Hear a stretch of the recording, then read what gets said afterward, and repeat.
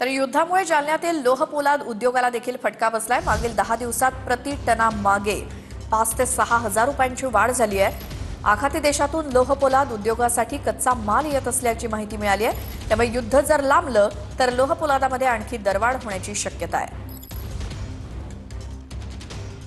Steel making मध्ये प्रामुख्याने ज्यावेळेस आपण आयर्न ओर पासून पेलेट बनवतो त्यावेळेस गॅसची आवश्यकता भासते आणि गॅस हा उपयोगात येतो, त्यामध्ये गॅसची रिक्वायरमेंट असते। तसंच रुटीन स्टील मेकिंग मध्ये कोणत्याही स्टील मेकिंग इंडस्ट्रीमध्ये हा थोड्याहूत प्रमाणात गॅस उपयोगात येतो। याचे प्रचंड परिणाम स्टील मेकिंगच्या कॉस्टवर होणार आहेत आणि त्यामुळे म्हणजे प्रामुख्याने रॉ मटेरियल हे स्क्रॅप आणि गॅस वाढल्यामुळे स्टील मेकिंगचा प्रोसेस वर प्रचंड खर्च वाढेल आणि विशेष म्हणजे स्टील मेकिंगचा जे क्वांटिटी आउटपुट आहे ते अत्यंत कमी होईल आणि त्यामुळे कॉस्ट